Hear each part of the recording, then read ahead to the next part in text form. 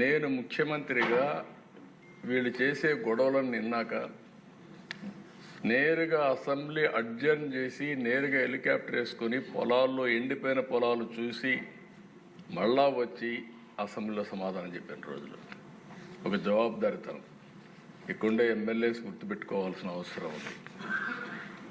ఓసారి అధ్యక్ష, కరెంట్ అనేది ఒక నిత్యావసరం, అందరికి అత్యంత అవసరమైనప్పుడు కూడా ఊర్లో నేను చూసేవాడిని. ఎప్పుడో కరెంట్ వచ్చేది, ఇమ్మీడియట్గా సైరన్ కొట్టి అందరూ పరిగెత్తేవాళ్ళు.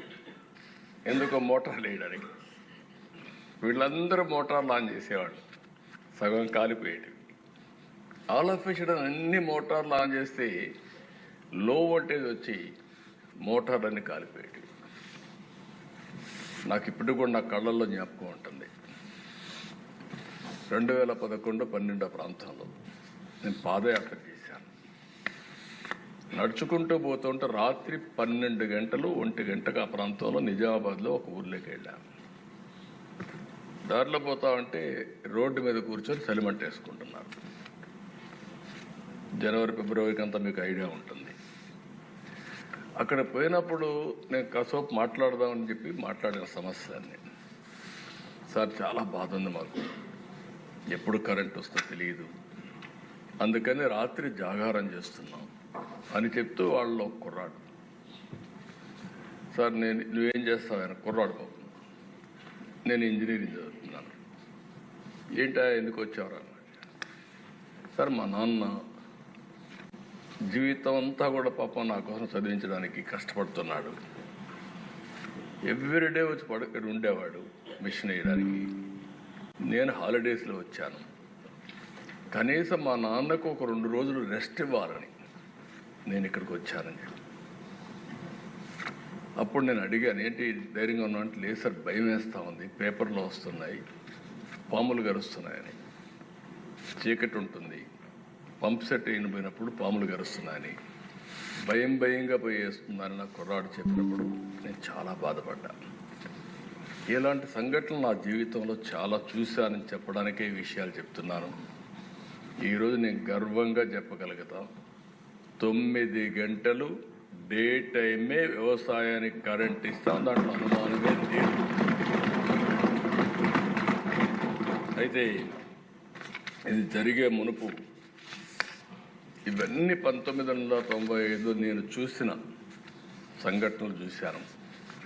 తర్వాత కూడా వ్యవస్థను నేను ఇక్కడ మీరందరూ గుర్తుపెట్టుకోవాల్సిన 3 విధాలుగా మీరు చూస్తే, నా అనుభవంతో అంత నువ్వు కూడా నేను రాజకీయాల్లో ఉన్నాను, కానీ కీలకంగా ముఖ్యమంత్రిగా ఉండి నిర్ణయాలు చేయడం, పబ్లిక్ పాలసీ ద్వారా ఏ విధంగా ముందుకు పోతాం చేశాం. ఫస్ట్ టైం నేను 95లో ముఖ్యమంత్రి అయ్యే నాటికి నేను చెప్పిన సినారియో జరుగుతూ ఉండేది. ఆ రోజు 10-15 గంటలు కరెంటు కోతలు ఉండేటివి. ఇంకొక పక్కన ఇండస్ట్రీ కూడా వచ్చేది కాదు. మీ దగ్గర కరెంటే లేదు, ఇండస్ట్రీ వస్తే ఎట్లా పెడతారని చెప్పి చాలామంది వచ్చేవాళ్ళు కాదు. డ్రింకింగ్ వాటర్ కూడా కరెంటు కావాలి కాబట్టి ఈ సమస్యలు వచ్చేటివి.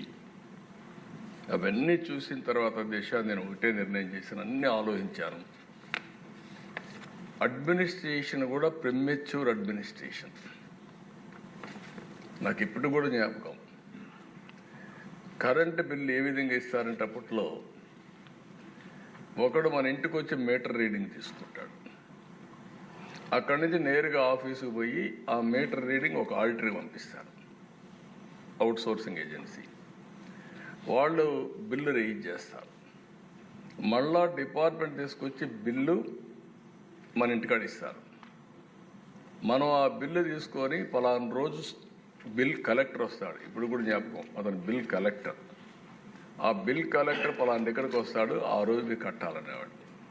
వీళ్ళు పోయి మళ్ళీ బిల్ కలెక్టర్ దగ్గర డబ్బులు కట్టేసి వస్తే, లేకపోతే డిస్కనెక్ట్ అవుతుంది. ఎంత ప్రాసెస్ మీరు చూస్తే కాంప్లికేటెడ్ చేశారు. ఎందుకయ్యా ఇంత ప్రాసెస్ ఎందుకు అవుతున్నాయని అడిగాను. సమాధానం లేకపోతే ఆ రోజు తీసుకొచ్చాం, స్పాట్ బిల్లింగ్ తీసుకొచ్చాం.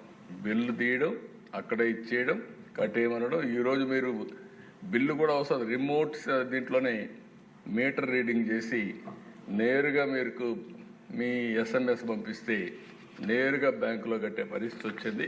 అలాంటి రిఫార్మ్స్కి శ్రీకారం చుట్టిన పార్టీ తెలుగుదేశం పార్టీ అని చెప్పి కూడా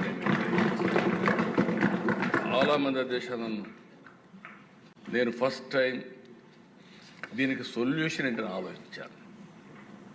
ప్రపంచం మొత్తం అధ్యయనం చేశాం. అధ్యయనం చేసినప్పుడు వరల్డ్ బ్యాంక్ కూడా దానికి కూడా నేను ఈ రాష్ట్రం కోసం మంచి చేయాలనుకుంటే నన్ను ఇదే అసెంబ్లీలో ప్రపంచ బ్యాంకు జీతగాడని మాట్లాడారు ఒక ముఖ్యమంత్రిగా. పర్వాలేదు, పడ్డా. దేనికోసం పడ్డానంటే రాష్ట్రం కోసం పడ్డానని తృప్తితో పడ్డాను. ఫస్ట్ టైం నేను ఎలక్ట్రిసిటీ బోర్డులో విద్యుత్ శక్తి రిఫార్మ్స్ భారతదేశంలో తీసుకొచ్చిన ఏకైక రాష్ట్రం, మొట్టమొదటి రాష్ట్రం ఆంధ్రప్రదేశ్ రాష్ట్రం. అప్పుడు ఇవన్నీ ఏమి లేవా దిశ, రెగ్యులేటరీ కమిషన్ లేదు. అప్పటికి రిఫార్మ్ వచ్చింది 91, 98లో విద్యుత్ శక్తి రిఫార్మ్స్ సంస్కరణ తీసుకొచ్చాం. అప్పుడే మీరు చూస్తే 3గా డివైడ్ చేశాం. Distribution company, generation company, transmission committee. ఇంకొక పక్కన ఇవన్నీ రెగ్యులేట్ చేయడానికి రెగ్యులేటరీ కమిషన్ సెటప్ చేశాం. అక్కడి నుంచి దిశ మీరు చూసినప్పుడు ఎనర్జీ ఆడిటింగ్, అంతవరకు కరెంటు ఎక్కడికి అమ్ముతున్నారు, ఎంతమంది దొంగతనం చేస్తున్నారు, ఏమవుతుందో తెలియని పరిస్థితి నుంచి ఎనర్జీ ఆడిటింగ్ తీసుకొచ్చాం.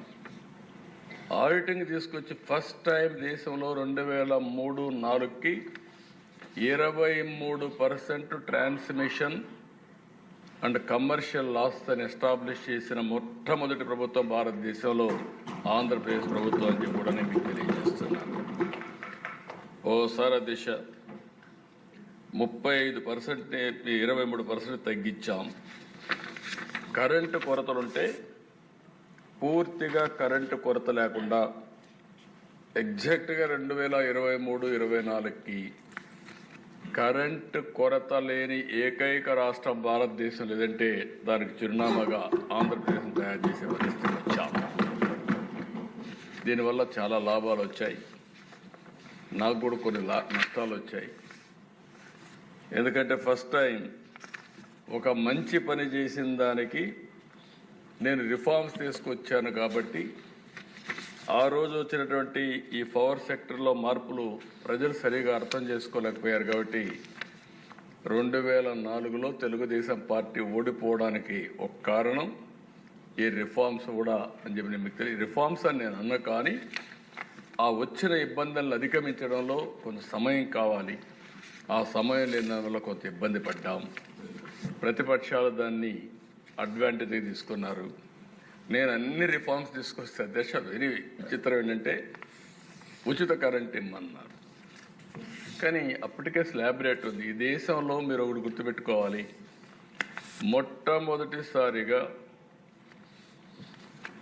మామూలుగా యూనిట్ కిందనే వ్యవసాయానికి కరెంటు వసూలు చేసే పరిస్థితి నుంచి తెలుగుదేశం పార్టీ వచ్చిన తర్వాత మా నాయకుడు ఎన్టీఆర్ రామారావు గారు స్లాబ్ రేట్ తెచ్చి రైతులను ఆదుకున్న పార్టీ మొట్టమొదటిసారిగా భారతదేశంలో ఆంధ్రప్రదేశ్ రాష్ట్రం 50 రూపాయలు హెచ్పీకి పెట్టి అవన్నీ మాఫీ చేయమంటే చేయలేకపోయాం.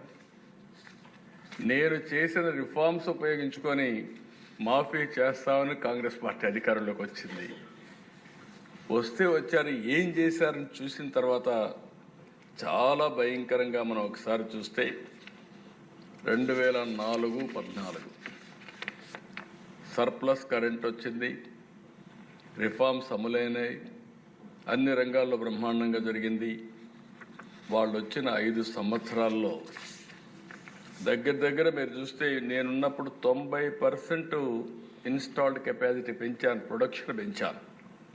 5,634 మెగావాట్ల నుంచి 10,695 మెగావాట్లకు పెంచాం. వీళ్ళొచ్చి 56% అంటే ఒక 5-6 వేల మెగావాట్లు పెంచారు. పిఎల్ఎం ప్లాంట్ లోడ్ ఫ్యాక్టర్ నాకు విజయవాడ ఎప్పుడూ జ్ఞాపకం.